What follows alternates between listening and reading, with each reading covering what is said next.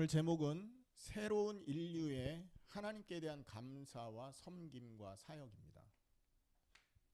The title of today's sermon is Gratitude and Service Ministry to the God of the New Humanity. 지난주에 믿음과 순종이라는 제목으로 말씀을 나눴죠.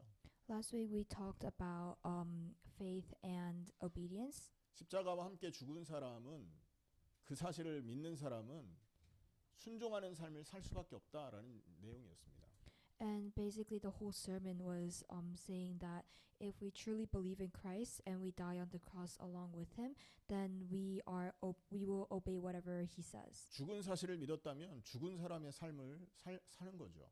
And if we believe in the fact that we are dead, then we live a life of a dead person. 그래서 마태복음 16장 18절에도 그 16장 그 뒷부분에도 보면 자기를 부인하고 십자가를 지고 쫓아라. 이것이 제자의 도다. 이렇게 말씀하고 계시는 겁니다.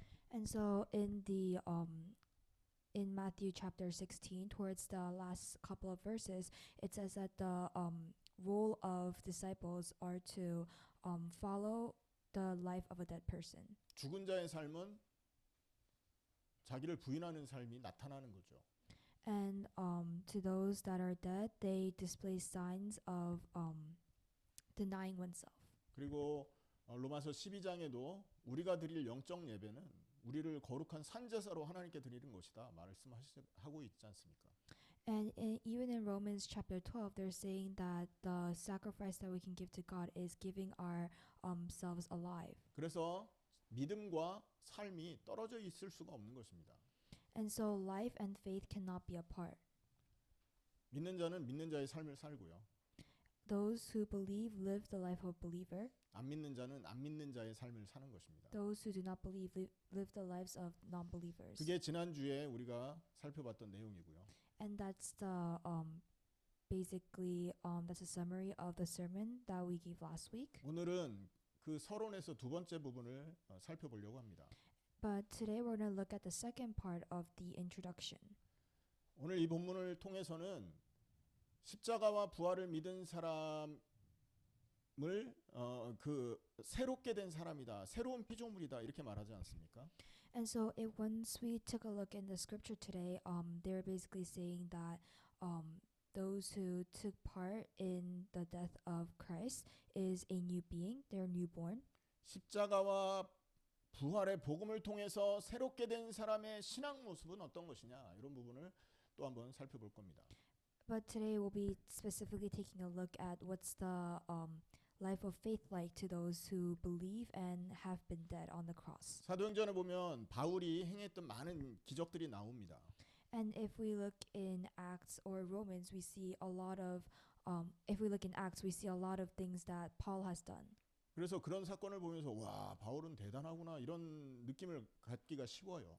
And so it's easy for us to look at those and be like, oh, Paul was an amazing, he was an incredible person. 대표적으로 죽은 자 살리는 일도 바울이 했습니다. And so, for instance, Paul raised someone from the dead. 그리고 유라굴로라는 광풍, 태풍을 만나서 그 배에 다 죽어가는 사람들을 살려내기도 합니다. And he saved so many people when they were on a boat and they met a storm named Eurobolo and they were about to die. 그뿐 아니라 바울은요 늘 기도하면서 하나님과 깊은 교제를 나누기도 했어요. And also, Paul always prayed and he had a deep relationship with God. 그런 걸 보면 아 바울이니까 바울처럼 대단한 사람이니까 그런 삶을 살고 그런 일을 할 수 있다. 뭐 이렇게 생각하기도 하지 않습니까? So it's often easy to think that, oh, Paul did all these things because he was a great person. It's who he was as a person. 근데 성경을 자세히 읽어보세요. 바울이 특별해서 그렇게 한 게 아니라는 것을 알게 됩니다. But if we take a closer look in the Bible, we can see that Paul was able to do all these things not because he was a great person. 바울이 그렇게 특별한 것처럼 보이는 모습이 나타나는 것은 그가 그리스도와 함께 죽었다가 그리스도와 함께 부활한 새로운 인류의 삶을 살고 있었기 때문에 그런 일이 벌어졌다는 거예요. It seems like Paul is a very special person, but that's not because of what he did. It's because he died on the cross and he resurrected with Christ. 갈라디아 2장 20절에 내가 그리스도와 함께 십자가에 못 박혔다 이렇게 말씀하고 계시지 않습니까? In Galatians chapter 2, it says, I have been nailed on the cross alongside Jesus. 예수와 함께 십자가에 못 박히고 예수와 함께 부활에 이 동참한 사람은 성경의 새로운 인류라고 말을 합니다. And so these people, just like Paul, that have been dead on the cross and resurrected with Jesus, they're called the new humankind. 고린도후서 5장 17절에 보면 새로운 피조물이라 이런 말씀을 하죠. In 2 Corinthians chapter 5 verse 17, it says, you are a new human. 창세기 3장에 창세기 1장 2장에 하나님이 최초의 창조를 했는데 그게 인간의 죄로 인해서 타락하고 말았잖아요. And in Genesis chapter 1 verse 2, God made the first creation, and because of humans that was all polluted. 그런데 신약 성경에 예수 그리스도의 십자가와 부활을 통해서 그 죄와 상관없이 살 수 있는 새로운 인류를 하나님이 이 땅에 창조해 내신 것입니다. And because of our sins and because we polluted God's creation, we had no other choice but to die. But in the New Testament, God gave us Jesus and he sent us the Christ so that we could be born again and become new humans. 그리스도의 십자가와 함께 죽고 그리스도의 십자가와 함께 부활과 함께 사는 사람은 그래서 바울과 같은 삶이 나타날 수밖에 없는 것이라는 거죠. And so those who die with Christ and resurrect with Christ and they live with Christ they live a life just like Paul.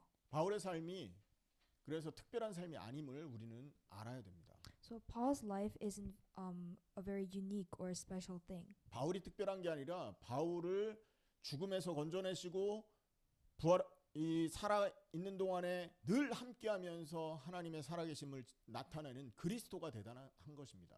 So Paul wasn't special, but the person, the God that raised Paul and got him through the death and the resurrection, the whole process of being reborn, that God, Jesus Christ, is the most special and the most incredible person. 바울을 바울 되게 만드신 분이 그리스도라는 거죠. And so, in short, the person that made Paul is Christ. 바울로 만드신 분이 그리스도인 것처럼 오늘 그 그리스도가 저와 여러분과 함께 있는 것입니다. And so the Christ that has transformed Paul is also with us today. 그 그리스도가 함께하기 때문에 우리의 삶도 바울과 다를 바가 없다라는 걸 기억하셔야 돼요. And so because the person who built up Paul is with us today at this very moment, then our lives should not be any different from that of Paul's. 그래서 오늘 본문은 우리가 평상시에 그냥 대충 바울이니까 그랬겠지라고 했던 부분들, 놓쳤던 부분들을 다시 한번 확인해 보려고 하는 겁니다. And so in today's sermon and in today's scripture, we will be examining things that we just skimmed over because we thought that it was all due to Paul's uniqueness and his incredibleness. 그래서 새로운 인류의 하나님께 대한 감사, 섬김 그리고 사역 이 내용을 오늘 본문 안에서 찾아볼 건데요. And so we'll be looking at the gratitude, the service, and the ministry that the new humankind has to give to God. 첫 번째는 예수님과 함께 죽고 예수님과 함께 부활한 새로운 인류가 하는 감사가 무엇이냐라는 겁니다. And so the first thing that we'll be observing is the gratitude that is given by the new humankind. And in this case, the new humankind would be the people that have died together with Jesus and have resurrected together with Jesus. 8절이죠. And we can see this in verse 8. 먼저 내가 예수 그리스도로 말미암아 너희 모든 사람에 관하여 내 하나님께 감사함은 너희 믿음이 온 세상에 전파됨이로다 이렇게 말합니다. In Romans chapter 1 verse 8, it says, First I thank my God through Jesus Christ for all of you because your faith is being reported all over the world. 하나님께 감사한다. 너희 믿음이 온 땅에 전파된 것에 대해서 감사한다 이 말이죠. And so Paul is giving gratitude for their faith being preached all over the world. 자, 왜 이런 감사를 합니까? And why would Paul be thankful for these things? 여러분 로마 성도들이요. 바울의 도움과 상관없이 로마에서 자생적으로 예수님 앞에 무릎 꿇는 성도들이 된 거예요. But this is mostly because the members of the Church of Rome, they have been preaching the gospel and they have been serving God without Paul's help. 로마 교회는 바울의 사역으로 생긴 교회가 아니거든요. Because the Roman Church, it wasn't raised because of Paul's ministry. 그런데도 이들은요, 그 로마라는 지역에서 하나님을 섬기고 그리스도의 십자가와 부활을 붙들고 살고 있다는 거죠. Yet even without Paul, they have been grabbing on to the true gospel and they have been worshiping God and trying to preach the gospel. 그래서 바울은 이 감사의 대상을 너희가 잘했어, 그러니까 너희한테 감사해가 아니라 너희에게 그 믿음 주신 하나님께 나는 감사해라고 말을 하고 있는 거예요.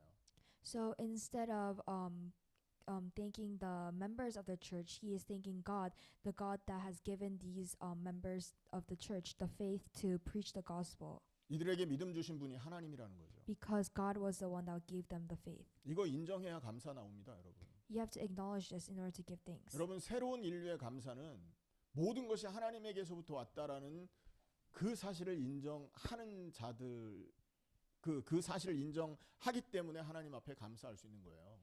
And so the new humankind, they give gratitude to God because they acknowledge that everything they have received comes from God. 믿음만 하나님께 온 게 아니잖아요. Not only faith, 우리의 생명도 하나님께 왔다니까요. but our life 우리의 모든 삶도 하나님께로부터 왔다니까요. and everything in our lives. 이 모든 것이 하나님께로부터 온 것을 아는 새로운 인류는 늘 하나님께 감사할 수밖에 없는 겁니다. So the new humankind that have acknowledged this fact, they have no other choice but to thank God. 그래서 오늘 본문에서 그들에게 믿음 주신 그 믿음의 주체, 믿음을 주신 주체는 하나님인 거고요.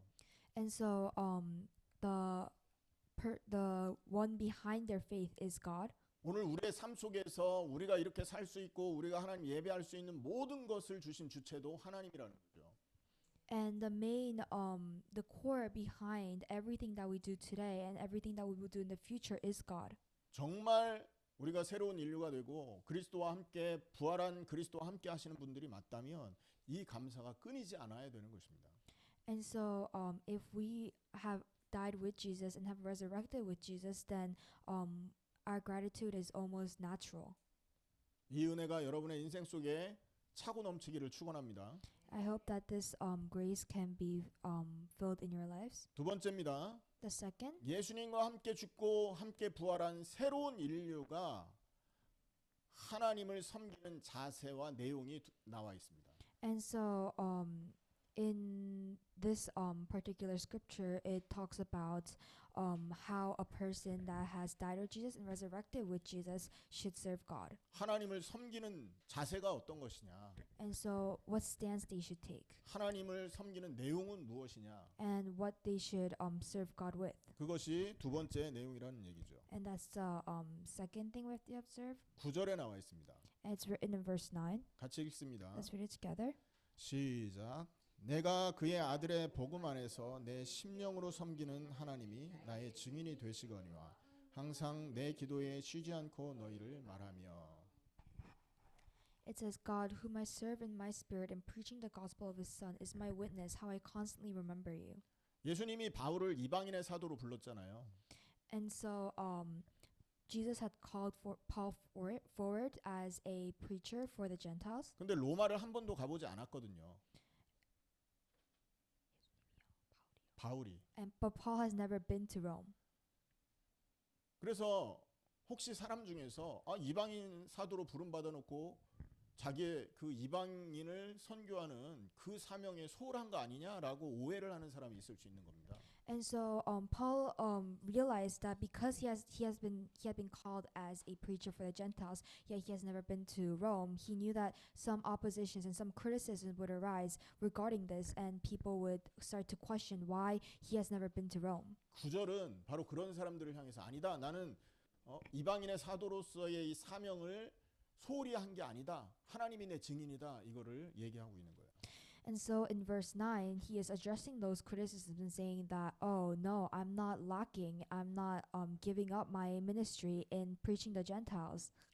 그래서 이 본문에 보면 바울이 평상시에 하나님을 어떤 자세로 섬겼고 무슨 내용으로 하나님을 섬겼는지가 언급이 돼 있다는 거죠. And so if we look in these verses, we can see how Paul has served God on his day-to-day life and what he served God with. 하나님을 섬기는데 어떻게 섬겼냐? And so Paul served God, but how did he serve God? 첫째는 심령으로 섬겼다라는 겁니다. The first is he served God with his heart, 내 심령으로, with his heart, 내 중심으로. and with his mind. 자, 무슨 말입니까? And what does this mean? 가장 깊은 단계에서 하나님을 만났다라는 거예요. It means he served God from the deepest part, the core of his body. 여러분, 우리가 사람들을 만나거나 무슨 일을 할 때 사실은 그 사람하고의 어떤 깊은 단계에 있는 우리 내면을 이렇게 막 드러내고 그러지 않는단 말이에요. And so usually when we meet people and we talk with them, we don't really open up our hearts and we don't really talk to them with the deepest part of our body. 심령으로 섬긴다 이 말은요, 우리 내면 깊숙한 곳에 있는 그 마음을 다해서 하나님을 섬긴다라는 뜻입니다. By saying that we're serving someone with heart and with spirit, and we're serving God with our heart and with our spirit, saying that we're serving God from the deepest parts. 여러분, 길 지나가다가 한번 스쳐 지나가는 사람한테 여러분 속에 있는 감정을 다 막 드러내서 얘기합니까? Do you sometimes walk on the streets and meet a stranger and you start just pouring out whatever you have in the deepest parts of your mind? 여러분, 친구 중에서 그렇게 뭐 가깝지도 않은 친구에게 막 여러분의 속 사정 막 저 깊은 얘기까지 다 합니까? And once you start talking with your classmates or your acquaintances, do you just spill out everything you have inside your mind? 그렇게 안 되잖아요. That doesn't happen. 여러분, 근데 이제 사람 관계에서 우리 깊은 이 속에 있는 얘기를 다 알 수 있는 사람들이 누굴까요? And so who knows our deepest thoughts? 뭐 형제가 될 수도 있고요. Well, it could be your siblings. 근데 제 경우는 형제한테도 이런 얘기가 잘 안 되더라고요. But as we grow older, it's harder to talk about these things with our siblings. 와이프가 그 배우자가 또 내 속에 있는 깊은 얘기를 할 수 있는 상대이기도 하지 않습니까? And this could be our partners as well. 그런데 있지 않습니까? 더 깊은 얘기는 와이프한테도 더 배우자한테도 못 하는 경우가 있어요. But sometimes there's such deep thoughts that we can't even express them to our partners. 정말 깊은 생각과 깊은 거는 혼자 있을 때 생각하거나 뭐 이렇게 계획하거나 이때 많이 하지 않습니까? And so these thoughts just come to us when we're alone and we just plan them out or we just think about them. 여러분, 여기서 하나님을 심령으로 섬겼다라는 얘기가 바로 그겁니다. And by saying that we serve God with spirit means just this. 나의 가장 깊숙한 단계에 있는 그 마음을 하나님께 털어놨다는 얘기예요. It means that the deep thoughts that we get when we're alone and we just think about when we're alone, we're pouring them out to God. 여러분이 가장 혼자 있을 때, 고요할 때 가장 깊은 단계에 있는 그 마음을 하나님 앞에 드러내놓고 하나님을 섬겼다라는 거죠. That state of mind that we're in when we're alone, we're using that state of mind to serve God. 이게 새로운 인류가 하나님을 섬기는 방법입니다. And this is how new humankind they serve God. 그렇지 않은 사람들은요, 교회에서 하나님을 엄청 잘 섬기는데 집에서는 혼자 있을 때는 불신자하고 똑같은 그런 모습을 갖는 경우 많죠. But if this doesn't happen, then you could sit in church all day long and still go home and live a life of a non-believer. 바울은요, 가장 깊숙한 마음에서 하나님을 섬기는 삶을 살았다라는 걸 우리는 알 수 있는 것입니다. And so we know that and we see that Paul was not like those people and he truly lived the life of a believer where he served God with his spirit and with his heart. 하나님을 섬기는 도구가 무엇이냐라고 질문을 한다면 우리의 마음이다라고 얘기할 수 있어야 돼요. And so when someone asks, how do you serve God and what's the tool to help us serve God, you should be able to answer with confidence with our hearts. 여러분, 우리가 하나님 앞에서 하나님을 섬기는 행위를 많이 합니다. 그죠? And so in front of God, we do a lot of things to show that we're serving God. 그거 굉장히 중요한 거잖아요. And those are very important things. 그런데 있잖아요. 그 중요하고 귀한 하나님을 섬기는 행위가 마음이 들어가 있지 않다면 하나님은 받지 않는다라는 겁니다.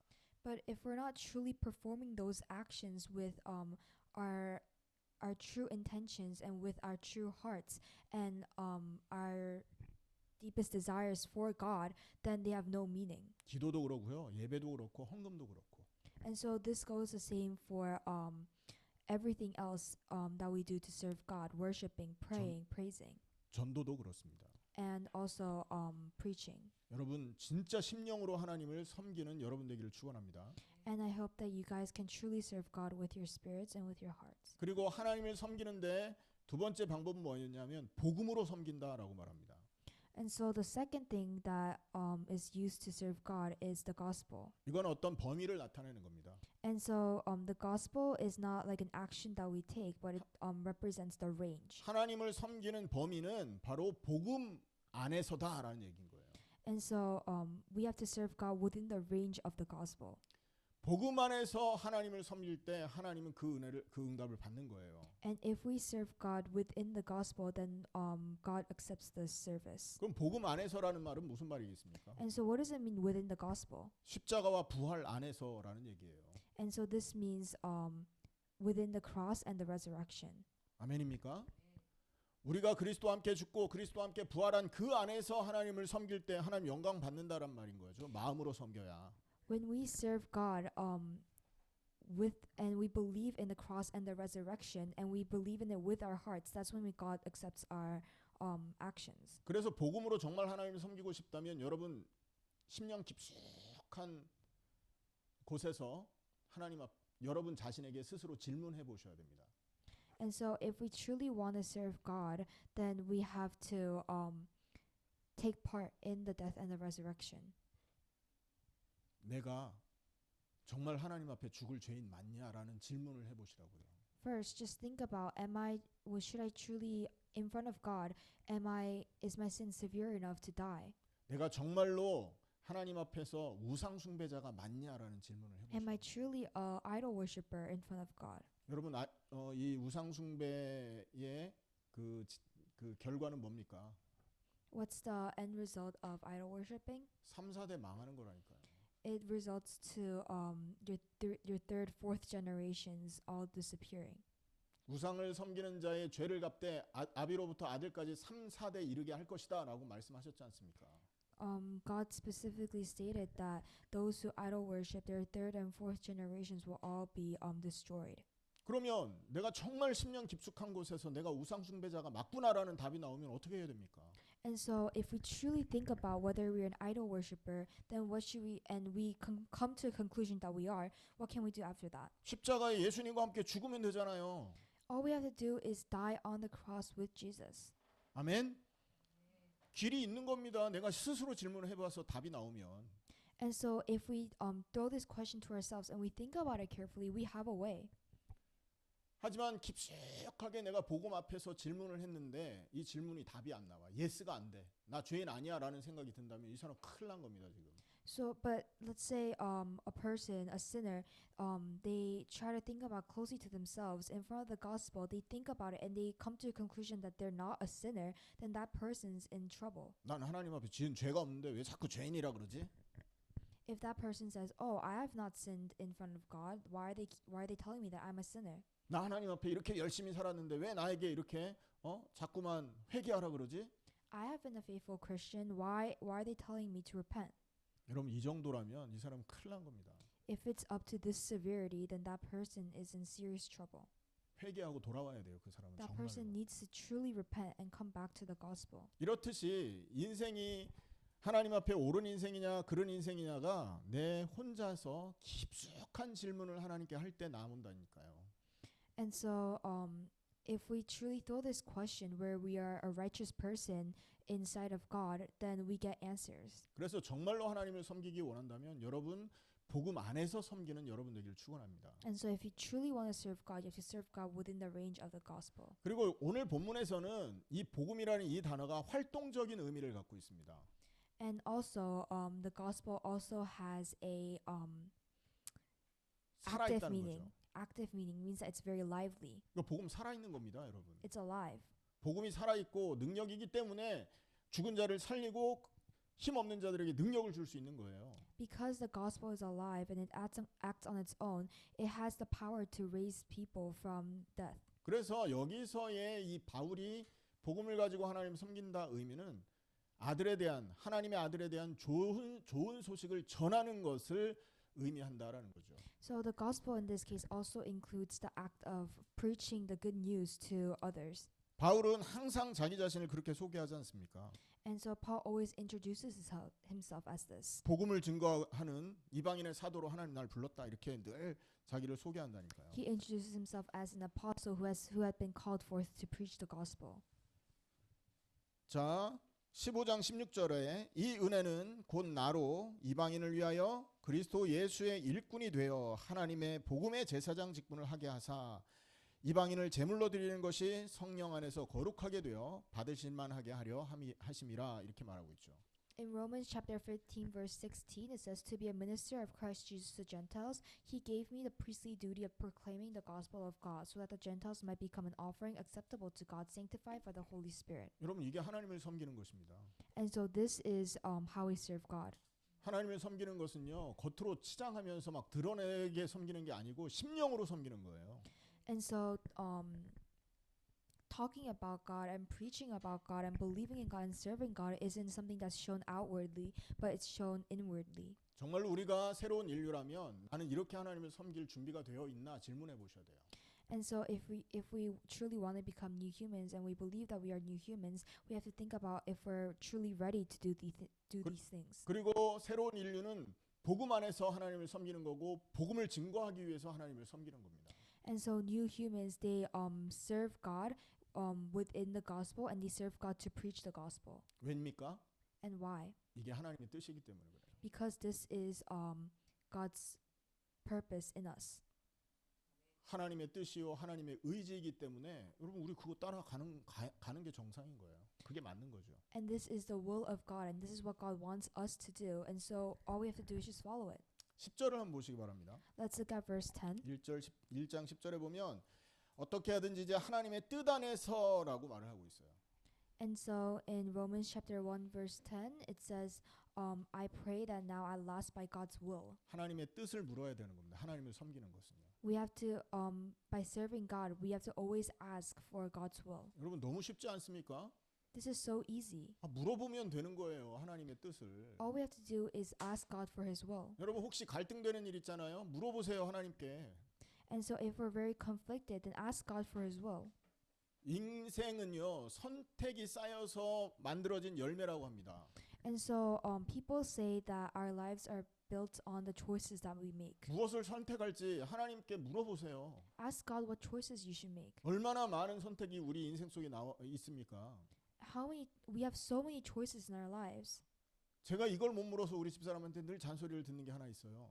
And so I always get yelled at by my wife because of this. 때마다 뭘 먹어야 되냐 물어본다가 굉장히 잔소리 많이 Because I 했습니다. always ask her what we should eat for every single meal. 뭐 하나의 아주 단순한 예지만 여러분 어느 학교 가야 될지 누구를 만나야 될지 기도해야 될 거 아닙니까?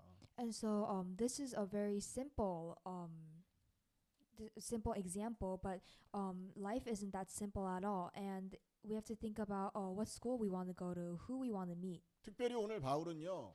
복음을 전하러 가는 그 사역을 두고도 하나님의 뜻을 물었다니까요. And we have to ask about God's will for all these simplistic things in our lives. But Paul here, he asked for God's will while preaching the gospel. 이 말은 하나님의 복음 사역은 하나님의 뜻 안에서 이루어져야 되는 것이다라는 말인 거예요. And so, in other words, this means that the preaching of the gospel should also work within God's will. 정말 갈등됩니까? 하나님의 뜻을 물어보세요. 이거 복음 전하는 삶을 살아야 됩니까? 말아야 됩니까? 하나님 뜻을 물어보시라고요. If you are truly conflicted on whether you should live a life of preaching the gospel, then you should ask for God's will. 사도행전에 보면 바울이 어떤 지역을 향해서 가기 전에 반드시 기도를 합니다. And if we look in Acts, before Paul goes into any region to preach the gospel, he asks and he prays to God. 그 자리에서 하나님의 뜻을 물어봐요. And at that moment, he asks for God's will. 사도행전 16장에 바울과 신라가 저 아시아로 향해 가려고 하고 있었다고요. And in Acts chapter 16 specifically, Paul and Silas, they were planning to go to Asia. 그런데 기도하던 그날 밤에 하나님이 마게도냐 사람을 보여주면서 마게도냐로 가라라는 뜻을 보여줍니다. And so the night when they were praying, God showed them a dream of a person from Macedonia and he sent them there. 그래서 복음의 물줄기가 아시아로 향하지 않고 마게도냐 유럽으로 향했던 겁니다. And so the passage of the gospel, the right was directed towards Europe and Macedonia rather than Asia. 그래서 여러분 우리가 혹시라도 전도를 해야 되거나 중요한 사역을 계획하고 있다면 우리는 정말로 특별 기도를 시작해야 되는 거예요. And so if we're truly thinking about preaching the gospel, then we have to ask for God's will. 그 특별 기도를 통해 하나님의 뜻을 물어봐야 된다는 것이죠. And through this prayer, we have to identify what God wants us to do. 이게 새로운 인류가 하나님을 섬기는 자세와 내용입니다. And this is how the new humans serve God. 자, 세 번째입니다. And let's look at the third thing. 예수님과 함께 죽고 부활한 새로운 인류의 사역이 뭐냐라는 겁니다. And so the third thing we have to observe is what's the ministry like for those who have died with Jesus and have resurrected with Jesus. 11절에 내가 너희 보기를 간절히 원하는 것은 이렇게 말하고 있죠. And in Romans chapter 1 verse 11 it says, I long to see you.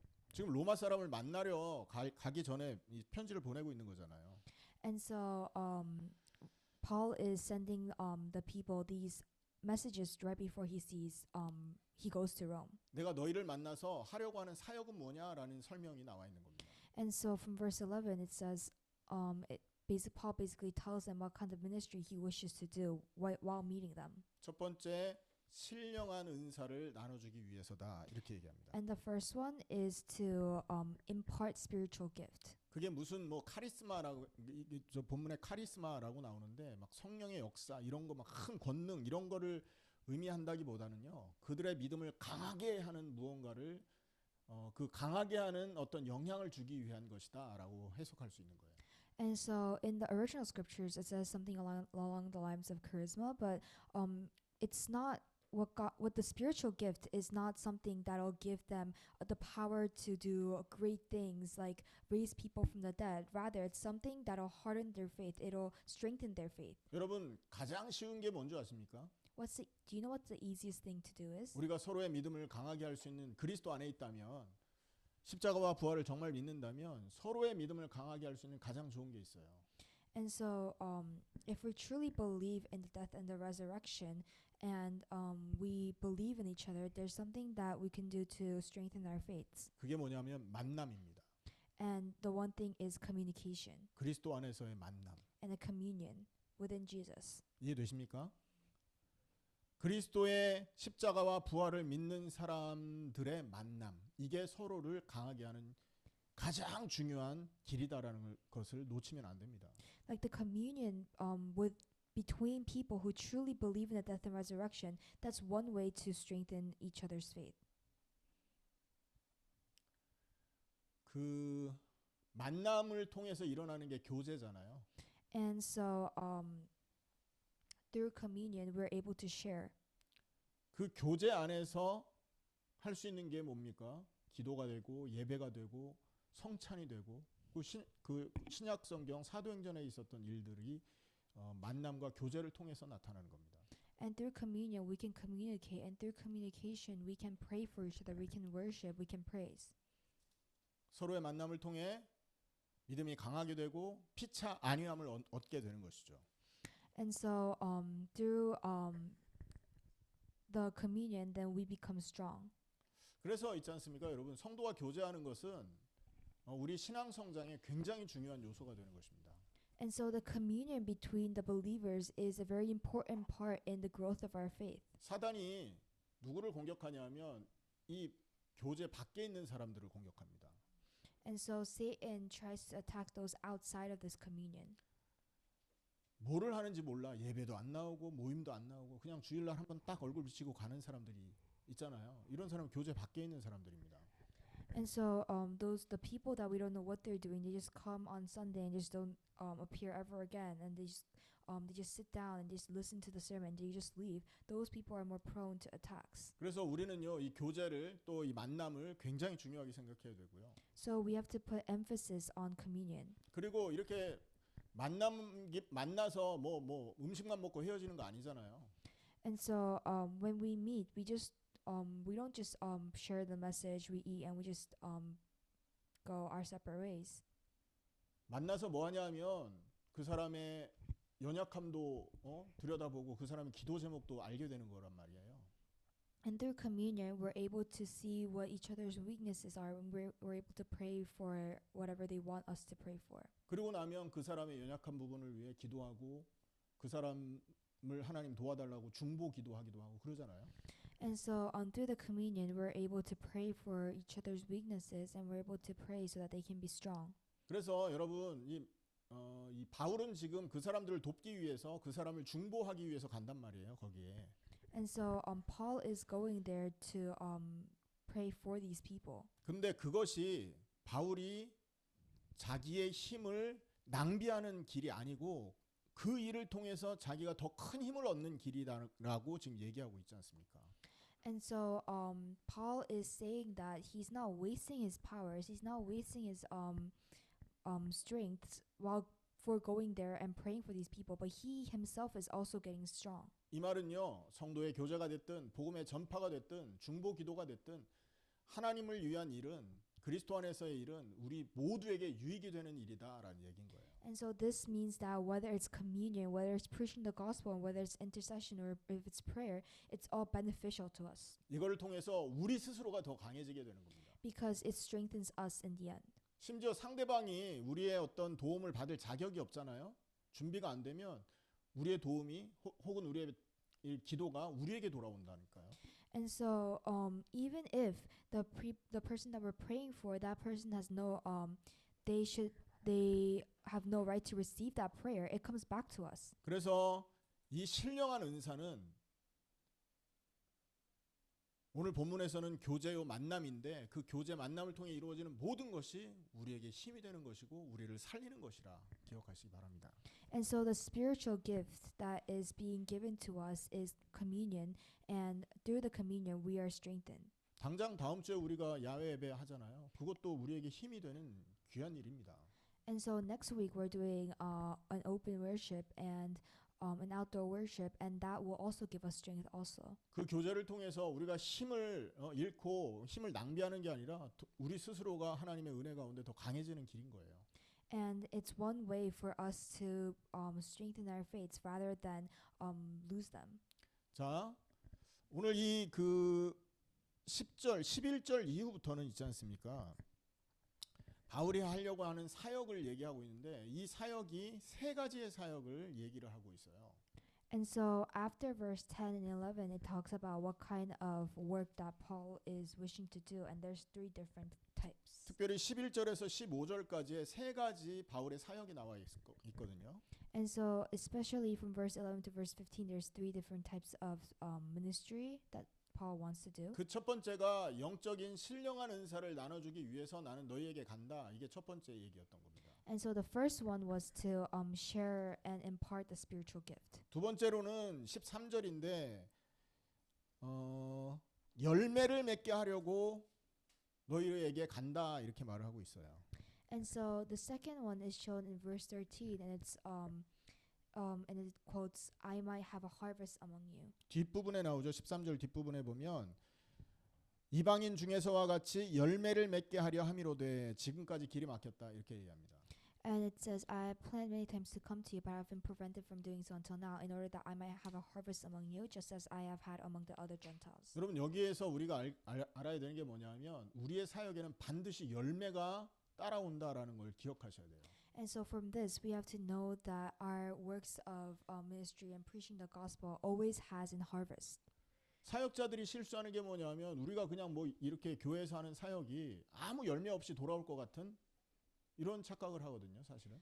And so what a lot of preachers are misunderstanding is that they think that preaching in their churches, they're just preaching because it's their role, and they're not really expecting anything back in return. 우리가 밖에서 하는 복음 사역이 됐든 우리가 교회 내부에서 하는 뭐 그 어떤 교육 그 교육의 어떤 사역이 됐든 간에 반드시 열매가 따라옴을 기억하십시오.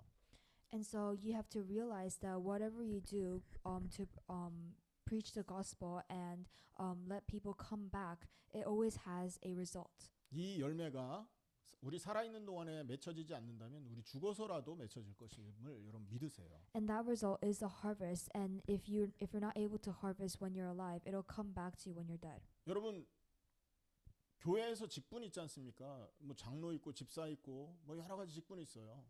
In our church, we have various roles and positions. We have deacons, 뭐 개인적으로 목사라는 것도 직분이고 여기 우리 집사람 사모라는 것도 직분일 수 있잖아요. and also being a preacher and a minister is also a position. 이런 것들이요. 하나님을 위해서 있는 일들인데 반드시 열매가 있음을 기대하고 살아가셔야 됩니다. And so, whatever you do in those positions, you have to expect a harvest. 많은 사람이 실수하는 게 이런 사역을 이런 어떤 열매 수확에 대한 기대감보다는 의무감에 눌려서 하는 경우가 굉장히 많습니다. And so, what a lot of people misunderstand is that they're preaching or they're sharing the gospel or they're doing whatever they're doing without expecting a harvest, and they just do it out of pressure. 농부가 있지 않습니까? 떼약볕에 나가서 그 풀 뽑고 이 그 과일나무 혹은 이런 저 벼농사를 짓는데 얼마나 힘든지 여러분 모르시죠? And so, it's really hard for farmers because they always go outside. They get rid of bad plants and they plant their crops and they water them. They feed them. 근데 그들이요 그 열매 수확에 대한 기대가 없다면 그 떼약볕에 나가서 누가 그러고 있겠습니까? But if they had if they did not expect a good harvest and they did not expect crops to grow from there, who would go outside and do all that hard work? 그 뜨거운 그 태양빛 아래서 밭을 메거나 풀을 뽑을 때 이 농부는요 가을 추수철을 생각합니다. And so while they're going through the harsh process of going out in the sun and planting these seeds, the farmer looks forward to one thing. 재배하는 이 농작물이 이렇게 수확이 돼서 가득 창고에 들여지는 그 모습을 상상하고요. The farmer looks forward to harvesting the crops that will soon grow and filling up his barn with these crops. 그리고 그 곡식들을 가족들이 이렇게 풍성하게 먹고 또 그걸 가지고 1년을 이렇게 살아가는 그거를 상상한다니까요.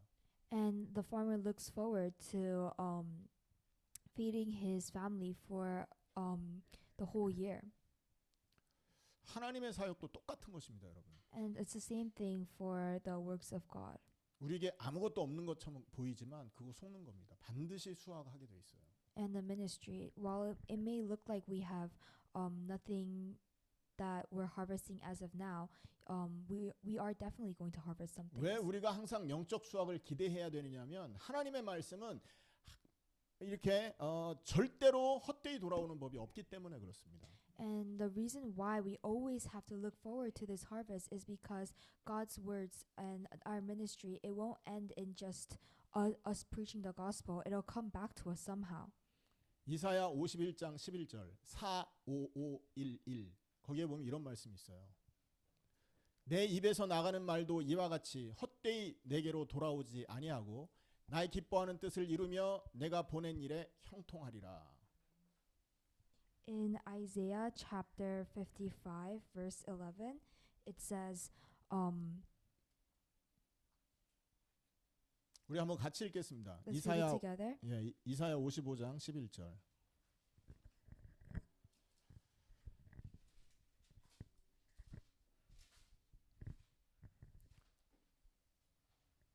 이 말씀을 읽으시고 여러분 실망하지 마시길 바랍니다. I hope that you're not discouraged after reading this. 같이 읽습니다. 시작. 내 입에서 나가는 말도 이와 같이 헛되이 내게로 돌아오지 아니하고 나의 기뻐하는 뜻을 이루며 내가 보낸 일에 형통하리라. 할렐루야. It says, so is my word that goes out from my mouth. It will not return to me empty, but accomplish what I desire and achieve the purpose for which I sent it. 그래서 오늘 바울도 13절에 이와 같이 열매를 맺게 하려 함이다라고 말하고 있는 겁니다. And that's why Paul is saying in Romans chapter 1 verse 13 that I plan many times to come to you in order that I might have a harvest among you. 새로운 인류는 여러분 반드시 영적 수확을 기대하면서 사역을 한다라는 걸 기억하세요.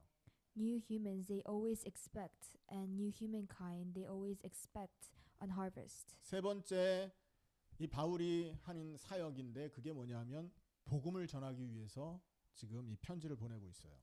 And the third ministry of Paul is to preach the gospel. 이게 바울 사역의 세 번째 목적이라는 거죠. And that's the third purpose of Paul's ministry. 근데 어떤 사람들은 아니 로마 기독교인들한테 바울이 복음을 전하는 거니까 조금 이상하게 들리는데라고 생각할 수 있어요. So some people might say that, oh, is Paul preaching the gospel to the members of the church in Rome? That's kind of weird.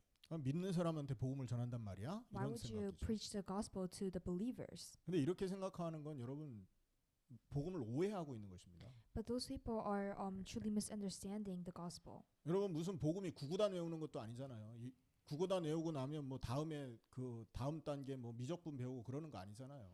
And so 복음이 기초가 the 아니란 gospel 말이죠. is not the foundational thing. It's not like a multiplication table that we just memorize and we move on to calculus afterwards.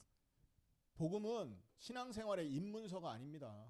And it's not an introduction to our life of faith. 그러니까 믿는 사람한테 복음 전해 이 말은 저 사람들 다 복음 알고 교회 이미 다니는데 무슨 또 복음을 얘기해? 이렇게 말하는 거니까 입문서라고 알고 있는 거잖아요.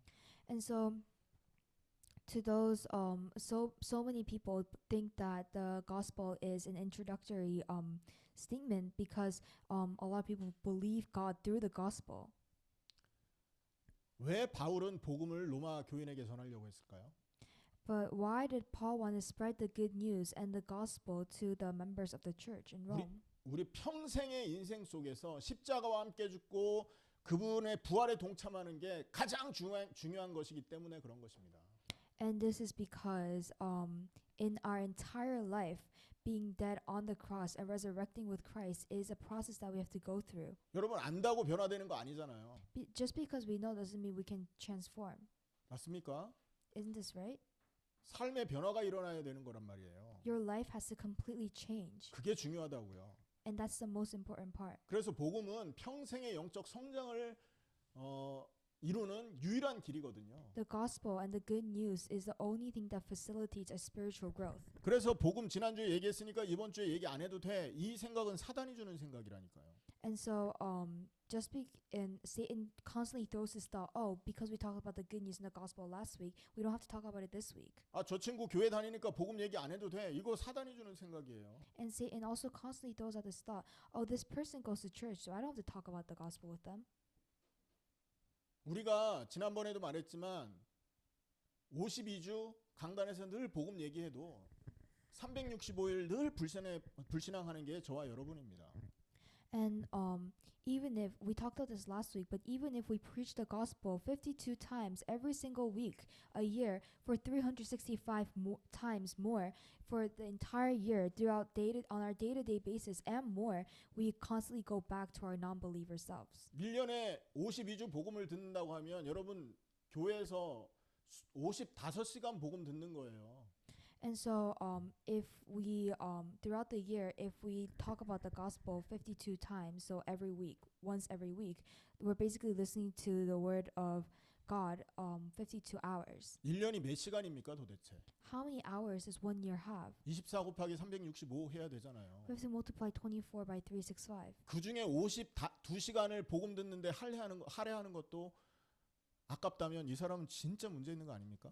And if we think that giving away just an hour, just 52 hours out of the tens and thousands of hours that we have a year and if we think that's very useless for us, then that person has a problem. 복음이 기초라면 한 번 듣고 끝내겠지만 And so if the gospel was the foundational thing, that it was an introductory statement, then we would just have to talk about it once and just talk about everything else. 복음은 우리 인생의 목표입니다. But gospel is not the introductory statement to our life of faith, but it's the end goal. 십자가에 그리스도와 함께 죽고 부활하신 그리스도와 함께하는 사실을 믿는 이 믿음 갖는 거는 우리 인생의 목표라고요.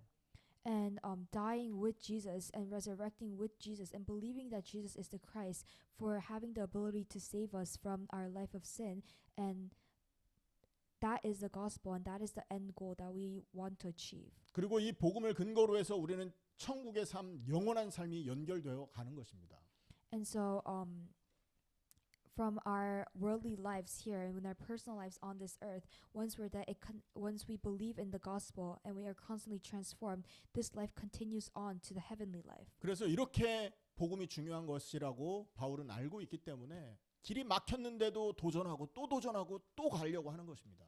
And because Paul knows that this gospel is so important, because of this, he constantly wants to go to the Roman church to preach this gospel, although he failed to do so. 로마까지 가는데 어마어마한 역경이 기다리고 있다라는 걸 알지만 굴하지 않고 그걸 위해서 움직여 가는 게 바울이었다는 거죠. Paul knows that there's so many hardships to right before going to Rome, and he knows that he's going to face so much challenges, but he still needs to go. 자, 말씀을 마무리하고 오늘 마치도록 하겠습니다.